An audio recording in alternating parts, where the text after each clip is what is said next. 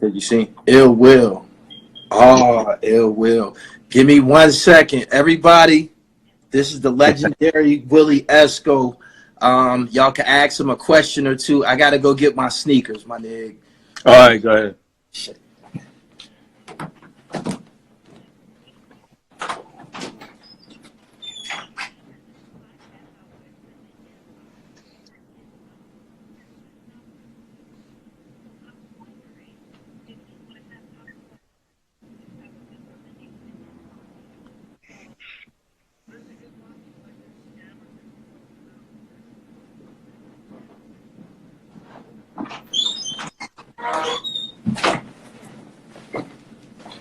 All right. What's going on? What's up, sir? I appreciate you coming upon my platform. I gotta say, You're putting in work, man. You're doing a lot of work, so I had to jump on. Man. I should have got a Willie Esco endorsement contract when I was in college. I was killing them with that Dunn sweatsuit. Oh yeah.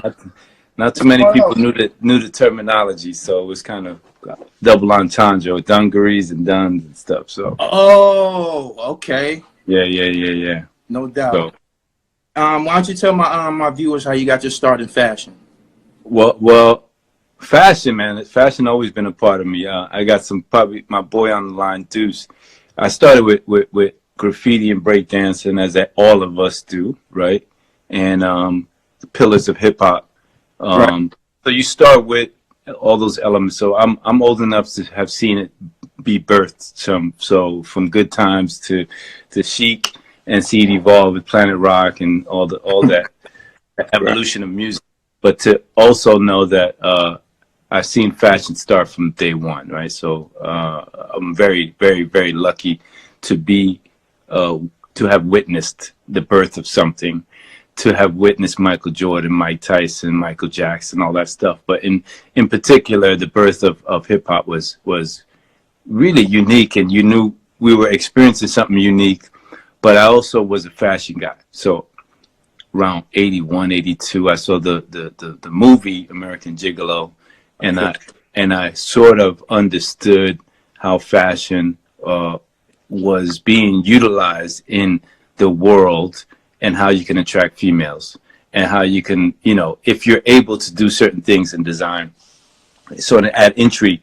So as I got caught enough times in Newark, putting up pieces on walls and schools and stuff, I got caught up.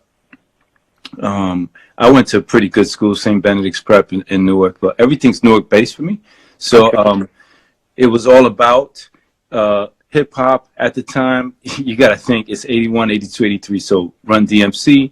Even before that, you got WLBI on radio. I used to have to wait till like 2 or 3 in the morning to listen to music. Right. The Magic, obviously, a little later, but all that sort of played a role in understanding that fashion never had a place, but it was never sort of monetized.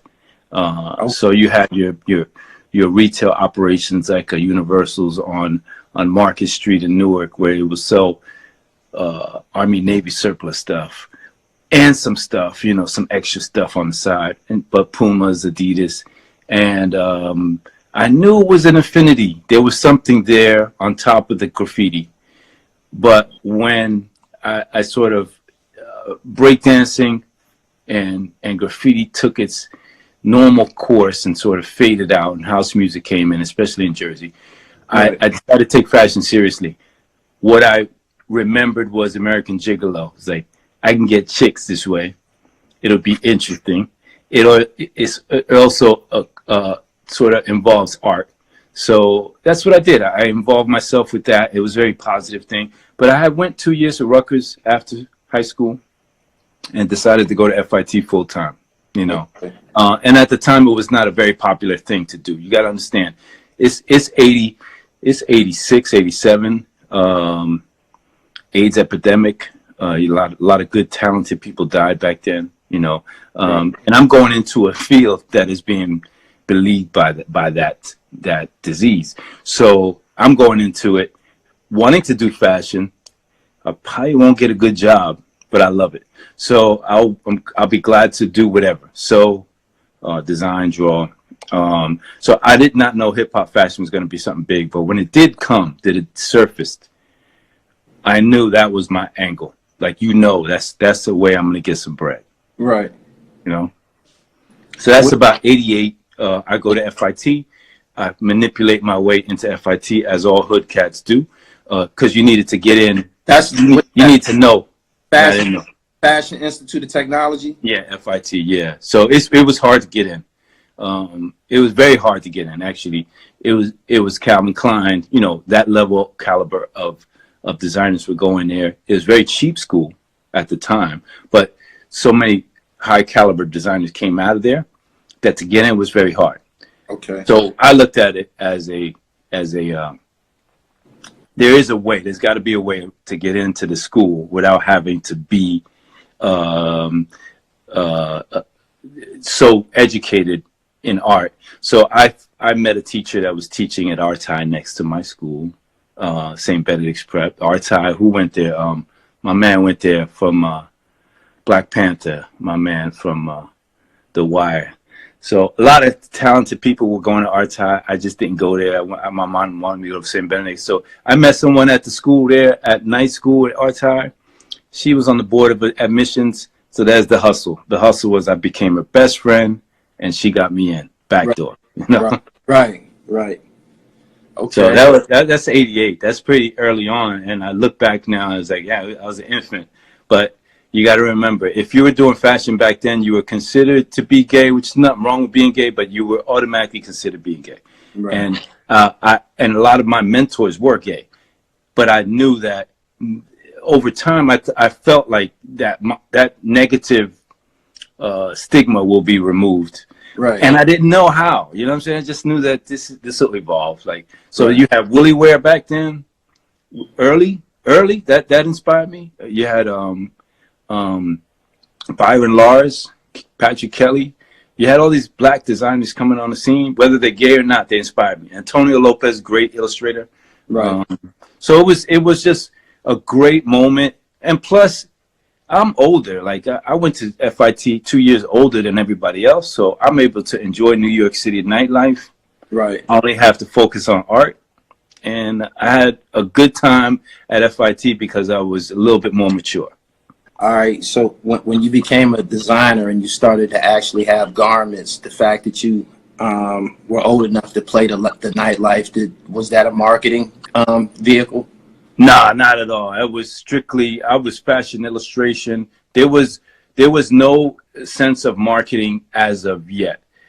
I probably graduated from FIT and really that's 1990, and nothing has really popped off yet. You know, Carl is working with Carl Jones, and you saw Cross Colors maybe 91, 92. Yeah. But No Polo is doing his thing.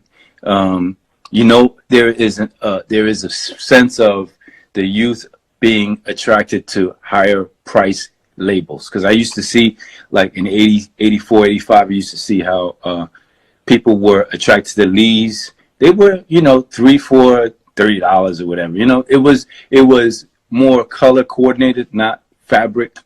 The importance of fabric or quality wasn't there, but it was color coordinated. So that grew, you know, that grew and evolved like everything else from footwear. You want, you know, $29.99. You want $39.99 on your feet. Then you want $49.99. Then you got the Jordans. So everything naturally evolves. I witnessed that. Right. So marketing came out of hip hop music culture, the music part of it. Right. Fashion wasn't there yet. So yeah, I can do a graffiti piece, or I can make money with a record label, or Tommy Boy is sell them some art. But that's about as far as it went. Maybe t-shirt business, but a brand marketing wasn't there yet. Not for me. I didn't connect those dots yet. What was your first fashion venture? Was Willie Esco your first fashion venture? I was lucky enough to study under a photographer named Daniel Hastings, who was a good friend of mine, right? Daniel and my friend Rich Bravo who I went to FIT with, we connected during those years of being at FIT. And Daniel is Latin like myself and did a lot of classic, iconic album covers. Danny, if you're listening, but he did Wu-Tang, Fat Joe. I mean, I'm working with him now on some projects, but he did some classic joints, and he was the one to put me on. He let me see the interaction, styling someone, doing picking out clothing for Fat Joe. I'm gonna go Rochester Big and Tall. I would go get the Coogis that I'm working on now, but I didn't own it back then. So I'm collecting the brands that people want to wear, and actually these stores are giving me the product to put on these rappers. So I noticed how valuable the music was, right? To carry the message, right? So in doing that, the impetus was, I'm going to get an opportunity to do my own. I don't know when. I just got to be clear-minded and ready when it happens. I got to be able to see the signs, right? Right. So I'm working 9 to 5. I'm working at a fashion house, not a crazy one. I'm making $3 skirts. You know, it doesn't. I told myself going into the business, if I make a $2 skirt, or I am myself, just if I make it, great. But if I don't make it, I'm going to be extremely happy designing for a living. Like, not too many people get to do that, right? So the parlay was a unique opportunity, and I was clear-minded enough. I had my son; he was 2 years old. I had a good friend out of Chicago. His name's Leonard Rothschild from the Lark, and he was a good friend of my boss at the time. $2 skirts, remember, y'all. $2 skirts, and I'm clear-minded. He comes in. I have a 2-year-old, so I'm very, very poised to make my money. Now, at the time, I got a really good job. It's making some money. Not a lot, but I'm very happy with the number. And he comes in. I have 6 stores in Chicago. My boy, who's your boss, told me, you can help me with some underwear. I was like, oh, yeah, I do that. I'll do some designing on it. So I said, well, this thing called urban fashion's taking on. I have 6 stores in Chicago called The Lark. Anybody that knows Chicago knows The Lark. I heard The Lark before. The Lark. Lenny is my man. The Lark is where Kanye shopped. Everybody shopped there. Ask Virgil. Everybody would go there. Lenny was the man. A more evolved version of what was happening in Newark. Just better shopping experience. Very particular in how the product looked at the retail. He had Tommy. He had Fubu. And he comes to me and says, can you do my underwear? I have the license for Pele Pele. And license for Pele Pele. I don't know what a license was. So I pick up on the words. I study the words. I do the terminology. I check it out. I say, so you have the right to make this underwear. Cool. And I did the underwear. He says, I'm going to this thing called Magic. This is 1996. Magic Show. Yeah, Magic Show. It's a men's apparel guild. And luckily, I give them some mood boards, actual mood boards, nothing digital, y'all. Just actual huge mood boards to take, right? And they're folded. He goes to Magic. He generates about $2 million off of my designs, right? He comes back so excited. He says, yo, forget the underwear. Why am I going to pay a license? You're the guy. You do what you want. I'm ready to back you. Right. What do you want to call it? You know, right. Imagine, like. So hold on, Will. Hold on. So your first design was a Mark Buchanan boxer short? Yeah. Pele. Right. And I still have those pairs. Yeah, I still have those pairs. And it was, they gave me instruction, but this is as someone asking you to come, you know, you're in the NBA finals. Come on in. You want to play? You're like, yeah, I want to play. Right. So in that sense, I knew if you're in tune with self, you know that this is a good opportunity. I'm supposed to meet this person. I should do the best what I can. And when I handed that over to him, I did not ask for no money. Where most of my other peers would ask for money. I was like, nah, this is on me. I feel something good about the situation, right? So he came back, and it ultimately led to do whatever you want, call it whatever you want. Like, so at the time, you got Mecca, you got Fubu, you got Fat Farm. There's only one guy killing it, or two guys really, Carl Kanai and Tommy, and those are names that you know. It's not a moniker. It's a personal name. Like, I want it to be a name. Like, I want it to be me, not a generic name, not like a cool slick name. So Fat Farm was Russell. Great name. And the what I had visualized was, we're in a young man's sport. Although I'm a young man, I'm going to get old, and this era will go past and fashion will evolve. I'd rather take my name with me and be known for Willie Esco for whatever I'm doing in the future. Now I'm forecasting 20, 30 years to today. I'd rather be known for Willie Esco than, hey, that's the guy that did Fubu. I'm not sure if he did Fubu, or I don't know, or who did Mecca. You guys don't really know who did Mecca or Nietzsche. So I wanted to be able to invest in long-term identity. So that's your name. Yeah. So family name Escobar was it was all strategic. I know Nas was hot at the time. Grandma's maiden name Escobar. So that's where the marketing kicked in for the first time ever. I asked you about that. Because we always kind of associated. That's good. That's good. That's marketing. Okay, it works.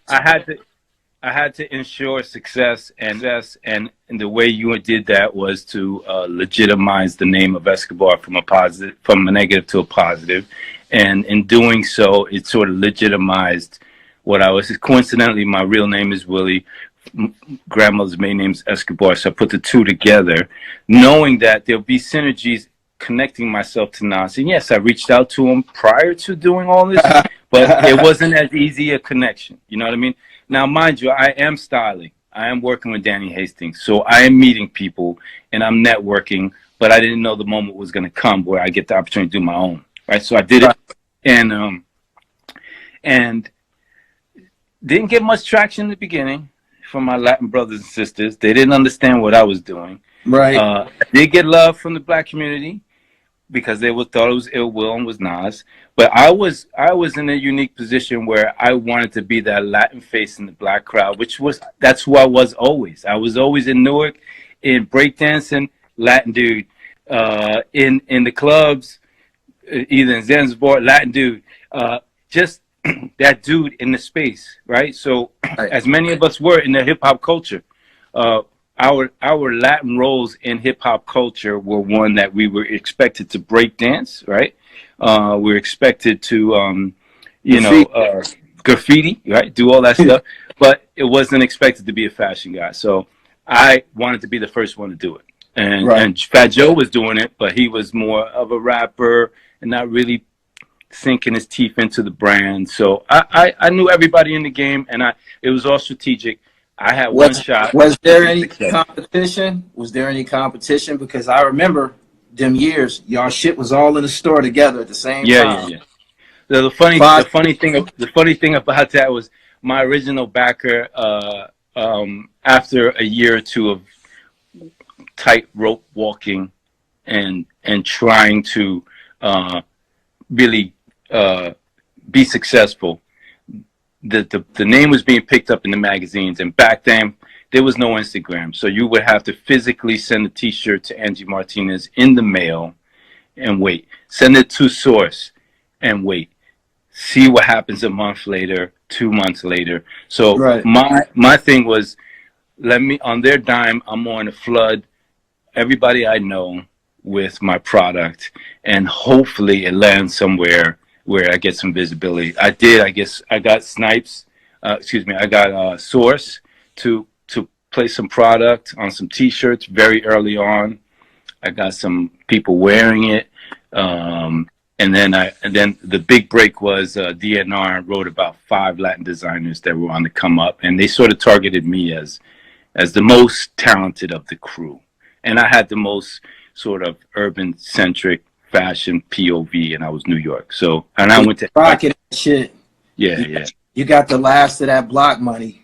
You got the yeah. for real. Like your brand came right as they was like starting to regulate housing projects, put fences up and shit like that. Yeah.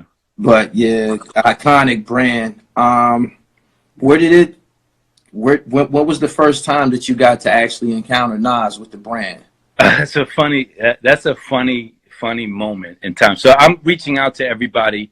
I want him to be on board prior to me really being successful, because I wanted him to sort of co-sign, but I couldn't get him. He was on fire. I think he was doing a firm.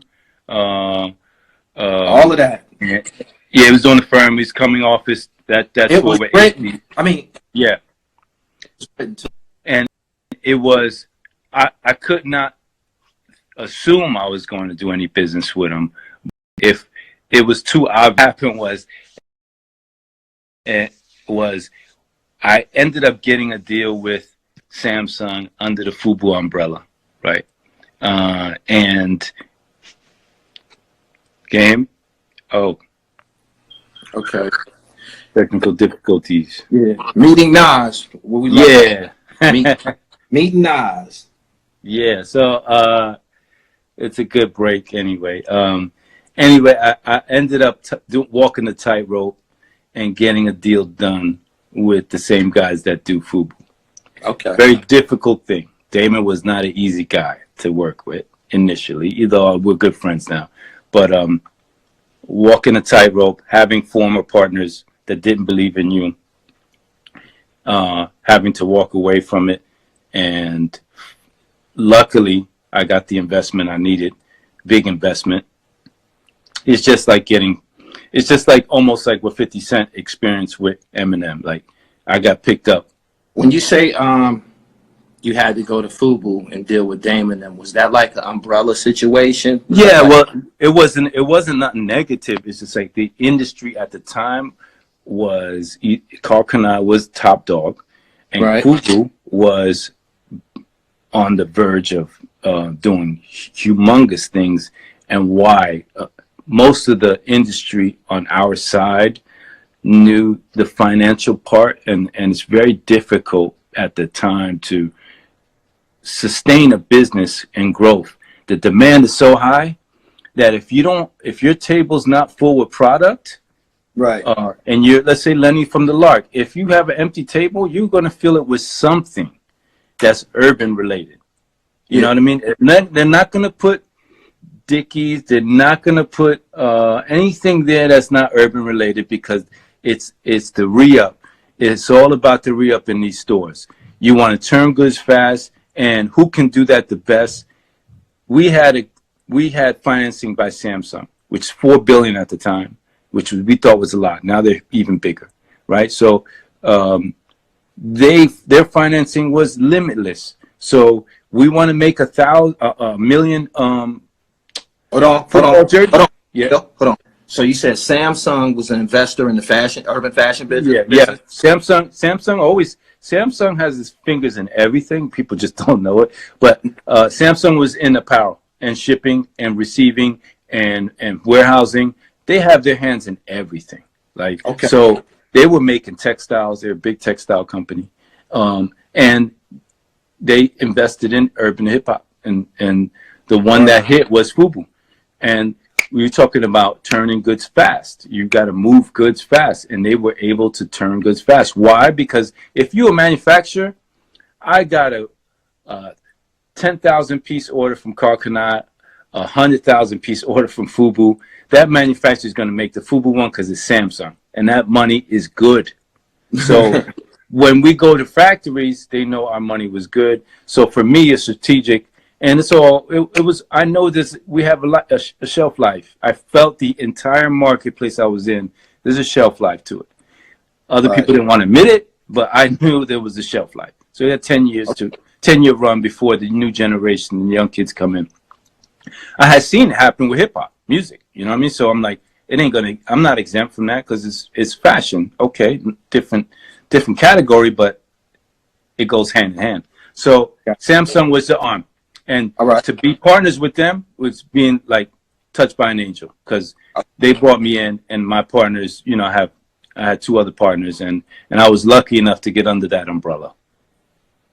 Got it. So once I got Okay. that, then every phone call was returned. Everybody wanted to know who I was. Right. People that would mess with me would mess with me. It was just funny to see people behave when they assume that. Because of the Samsung investment or the Yeah. marketing with the investment. Yeah, well, it's both. It's both. So I did enough to attract the eye of a Samsung, right? Okay. But now you add, that's 100,000 trillion. Now, once you add financing with the approach I took, which was going back to my Latin roots and knowing that Nas was using the word Escobar as a moniker in the streets, like. Right. So I knew I was tapping into something, and I definitely wanted to have a Latin perspective on it, but I also knew it was tapping into the culture. So in doing so, I took off like wildfire, and before you know it, we had an office space at Empire State Building, 6th floor, partly because Dame and John didn't want to share office space with me. He was a little jelly, but that's my man. I love him to death. He didn't. You know, it's natural. We all competitors, so he didn't want any future threats to be knowing his trade secrets. So they forced me to go downstairs on the 6th floor Empire State Building, and who walks through the door? The first week we're there, Horse comes in, and that's the bodyguard. Yeah, it's my man, Uchiwali, bodyguard, Horse, Heather B's husband, all that. But I think he was expecting us to be kind of shocked, and Horace will know, like, I wasn't shocked. I'm from Newark, so it's like, it ain't going. I'm not. I see somebody walk through the door. Okay, what would you like? What do you need? You knew I was like, oh, you knew they was coming. Man. Yeah, I've been looking for you. Where's your man at? Right. So within minutes, shoulders relaxed. He knew we were good people. Gave him tons of product. The next day or so, Nas is on, I think, MTV Beach House. I know it was well received because he was wearing it for free. So that footage is there, and you'll see him wearing it. I'm like, all right, so I know he's interested because he wore it. You know what I mean? So it was, and back then you can give product away and people would wear it if they like it. So it was well designed, and quality was similar to Fubu, same manufacturers, and we built a relationship, you know, from that point on, you know. Your clothes actually look like they were designed for Nas. You dig what I'm saying? Yeah. It did. I did a lot of, and that says a lot about the brand, because Nas always, you know, had the reputation for fine, fresh and shit like that. And you made a garment that actually looked like it was made for him, straight up. Yeah. Yeah, and it was, there was a lot of confusion. There's a lot of back and forth, but again, I'm a young man just trying to make it in fashion, and I know there's a shelf life, and you multiply that by dealing with Nas, because I know that the legacy there was burning. There's a lot of bridges being burnt at the time. It's young talent, and it was understanding that in the rap world around that circle of business, things happen fast. So I was like, well, I'll maybe get 5 years out of him with me, and then maybe it goes to the left. Most of the business deals were with him at the time, but now I think he's evolved as a man, a human being, and I think now he's learned, like, you know, his knowledge in hip hop was incredible. Right. But I think on the business side, there was a level of insecurity, and I was just trying to say, yo, I'm here to compliment whatever you want to. Right. And I know I'm Latin. I'm not from Queens. I'm from Newark, but I'm proud to be from Newark. So let's coexist equally. Let me represent my Latin brothers. And he did for a period of time. He was, you know, with me on Latin Puerto Rican Parade and all that stuff. So there was a natural progression of. Was it a time when people felt that y'all were partners, or maybe it was his? I know we did. Yeah, no, that was designed to be that way, but I assured him, I want you to be my partner. You're going to eat like I eat. And the dynamic is funny because it's Queens, it's Nas. So Right. they were in the building already collecting their FUBU products, right? Yeah. So I know they in didn't know. order to throw a curveball, boss, oh, your man, yeah, talk to him, he's downstairs. So maybe they thought it was a curveball, but actually it made me stronger. So Right. the FUBU guys at the time, they're my brothers, don't get me wrong, but the beginning, they don't know me. I'm a very personable person. They don't know of me. They don't trust no one. In hip hop, that's You're normal. not from New York. Yeah, and I'm like, I get it, but within minutes, I befriended Nas, and he was, and at the time, you gotta understand, these rappers were alien to fashion, so they'll see Damon, right? They'll see Damon flexing as hard as they are, and they're Right. like, where's he getting his money from? Like, so and you know, and there's a Queens relationship there, right? So that put me at a little bit of a disadvantage. Advantage, right. And there were times like, yeah, he sided over FUBU over his own brand, like he owned a piece of it. So I'm like, Right. I don't understand why you're doing this. This is your brand too. But Right. there was natural human behavior there that was happening where I'm picking Queens over. I don't really know you like that. I know Damon. It looks like you got more money than you. You know what I mean? So I'm gonna ride with this, but it's your name, so it was different. How did I picked this up through my travels. How did your name become associated with Coogi? Oh yeah. So the name. I know my shit. I know my Yeah. shit. So no, the name basically. What was happening was I knew it was going to happen. The evolution of fashion was happening fast. Right around 9/11, the market shifted tremendously for us, right? No one was going to Magic anymore. We had, you know, Damon had a $2 million booth. I had about $500,000 booth at the trade shows. That's a house, you know what I mean? We had houses. When we go do a trade show, we had houses built for us, right? And we had crazy activity. Very much of what you see now is happening with Complex Con, but we did it at a wholesale level. We're walking away with $10-15 million in business, you know, where Complex Con you may walk away with a couple $100,000.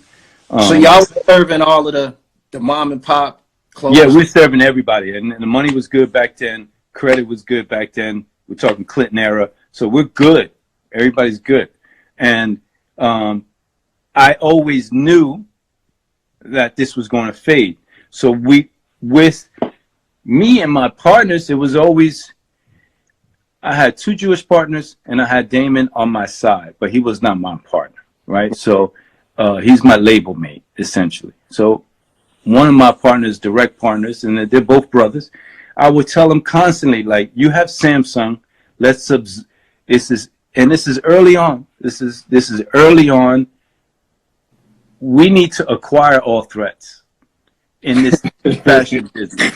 You can't let a Rockaware go and make a deal with someone else. You should have them in house, befriend them, bring them in to our tent, because they will be your threat in a few years, right? Nietzsche, all these other brands were coming out, and it's like, those are our threats. Academics, the threats. Echo, who needed money at the time, you know, who now to present day is Complex. Echo needed money. They came to us for $7 million. Puff came to us for money to start. Damon Dash came to me. Like, we sat down and want you to design your clothes. If you guys look at Streets is Watching, you'll see Jay's and all. It's all my product. I gave him all the product because I knew Jay was coming. And it ends up being part of the problem later on. But Damon Dash and I were cool, laced him up, gave him some good product early stages, you know, Streets is Watching stages, and identifying new talent was a gift that I had. Like, I'm able to remove myself from any ego and say, yo, this brand's going to be big, maybe bigger than me. Right. But at the time, they're looking at me, hey, can I sign with you? I'm like, well, I got to go talk to my partners. So if it's not business centric and it's egocentric, it was very difficult to get deals done back then because I would have to fall back to what Damon John wanted to do, right? And that's my man.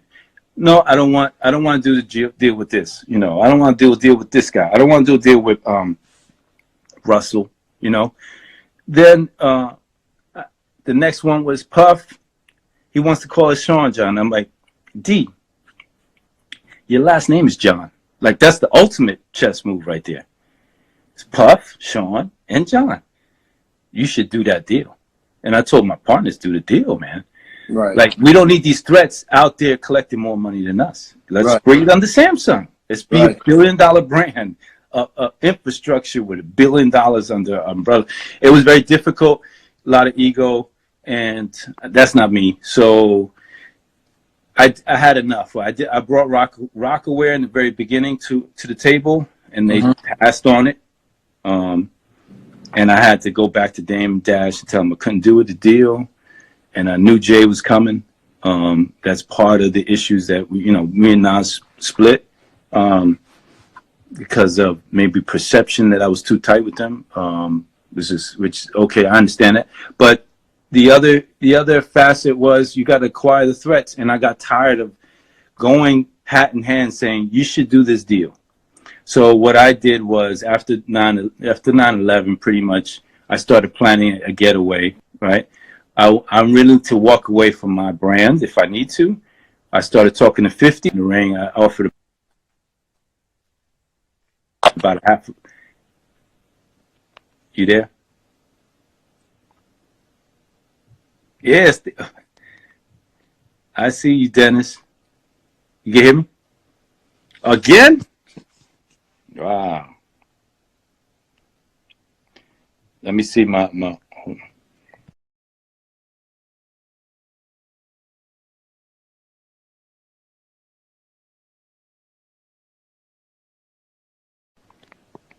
I'm here. Can you hear me?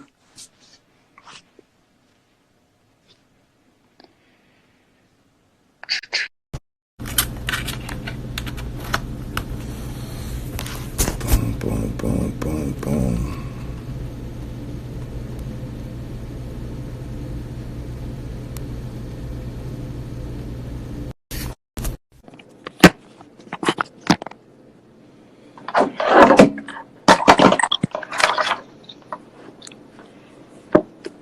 You Better. All right. Pardon me. That's all good. Attaining Coogi. Yeah. So I decided to circa 2003.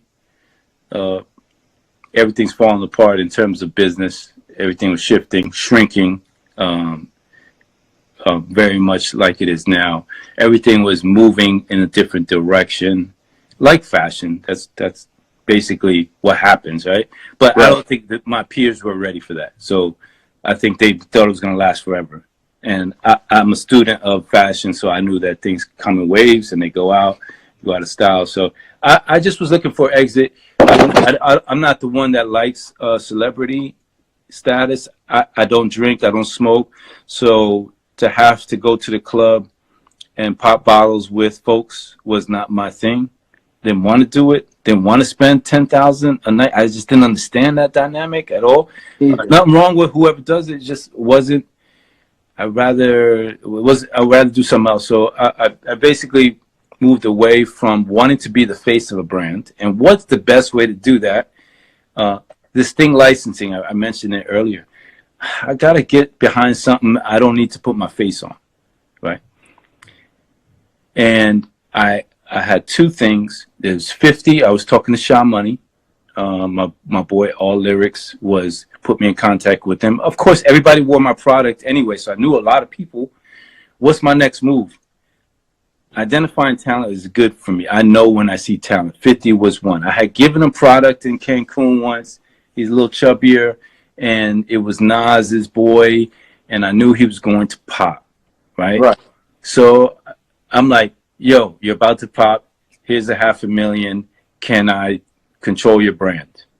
Can I work with you on building your brand? What do you want to call it? G Unit. Boom. Here's how it comes full circle.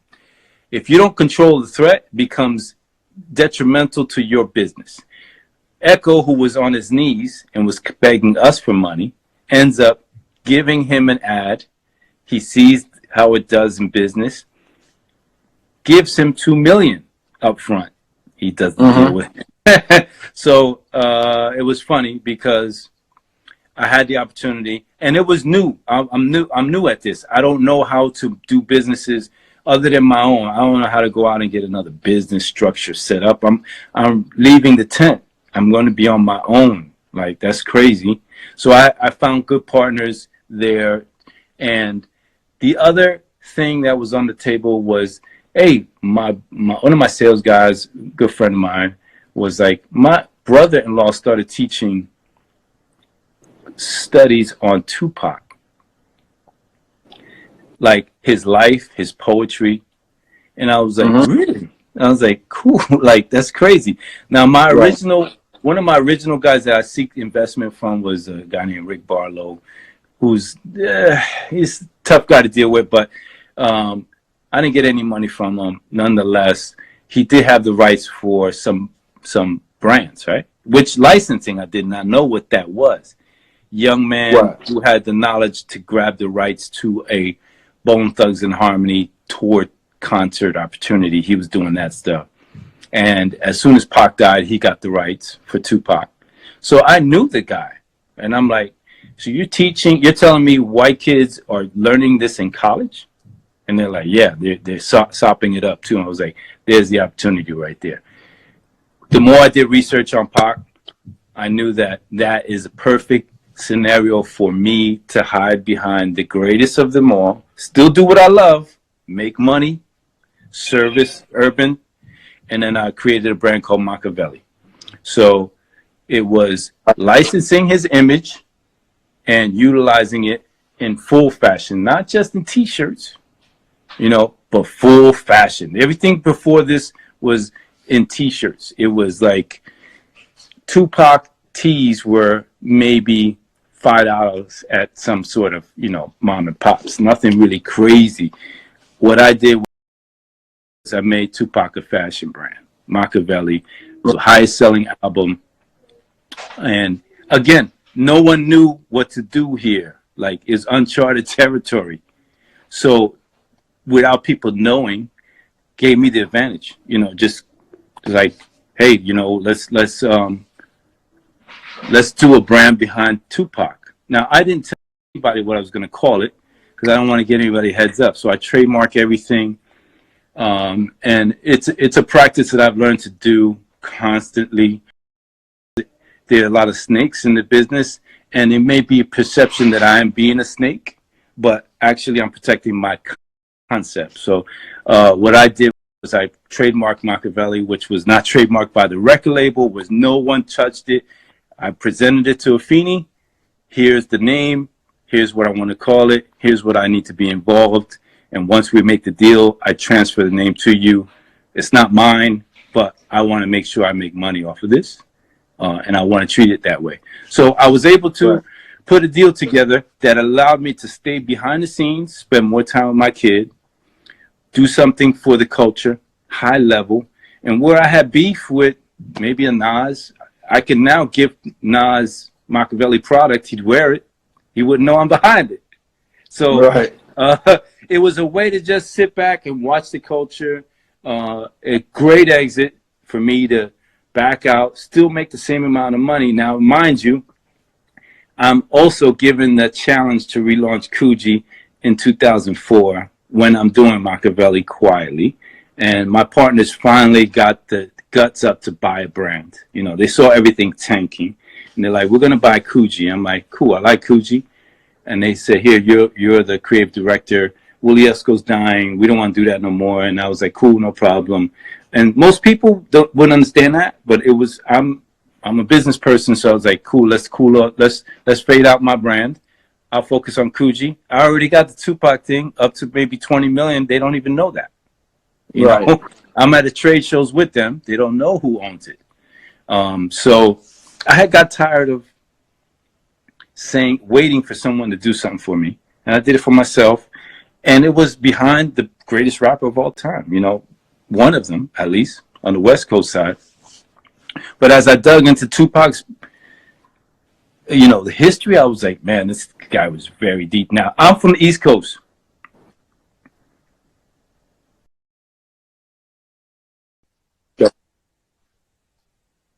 For Tupac, I lost you for a second, huh? No?